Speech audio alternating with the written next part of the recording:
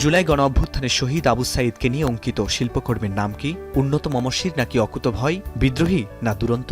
এ প্রশ্ন ঢাকা বিশ্ববিদ্যালয়ের কলা, আইন ও সামাজিক বিজ্ঞান ইউনিটের ভর্তি পরীক্ষায়। বাংলা, ইংরেজি এবং বাংলাদেশ ও আন্তর্জাতিক বিষয়াবলীর উপর ১০০ নম্বরের পরীক্ষা চলে শনিবার বেলা ১১টা থেকে ১২:৩০ পর্যন্ত। ২০২৪-২৫ শিক্ষাবর্ষে কলা, আইন ও সামাজিক বিজ্ঞান ইউনিটে ১,৯৩৪ আসনের বিপরীতে ১,২৫,৪১৮ জন শিক্ষার্থী আবেদন করে। এতে প্রতি আসনের বিপরীতে এবার লড়েছে ৪৩ শিক্ষার্থী। ঢাকাসহ ৮টি বিভাগীয় শহরে এই পরীক্ষা অনুষ্ঠিত হয়। ঢাকা বিশ্ববিদ্যালয় কেন্দ্র পরিদর্শনে আসেন উপাচার্য অধ্যাপক ডক্টর নিয়াজ আহমেদ খান। তিনি জানান, ঢাকা বিশ্ববিদ্যালয়ে ভর্তি পরীক্ষায় কোটার যৌক্তিক সংস্কার আনা হয়েছে এবং মুক্তিযোদ্ধাদের নাতি নাতনিকে বাদ দিয়ে শুধু সন্তান পাবে কোটার সুবিধা।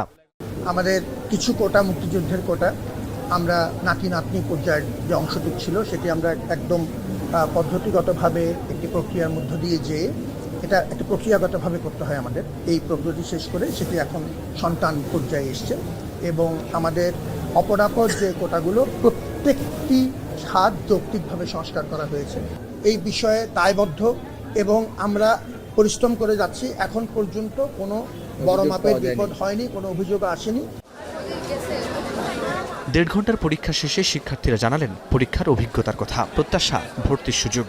প্রস্তুতি ছিল আলহামদুলিল্লাহ, মোটামুটি ভালো ছিল, তবে প্রস্তুতি অনুযায়ী আর কি পরীক্ষাটা ওইরকম হয় নাই। পরীক্ষার কোশ্চেন আজকে মাশাআল্লাহ সহজে আসছে, অত কঠিন আসেনি, কমলের মধ্যে পড়ছে।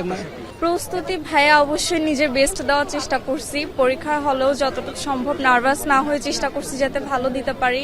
প্রশ্নপত্র যাতে ফাঁস না হয়, সুষ্ঠুভাবে কার্যকর পদক্ষেপ নেওয়া হয়েছে বলে জানান উপাচার্য। ফরহাদ বিন নূর, এখন, ঢাকা। শিয়া বাটার ও ভিটামিন ই সমৃদ্ধ lily glam beauty soap. Lily, always beautiful.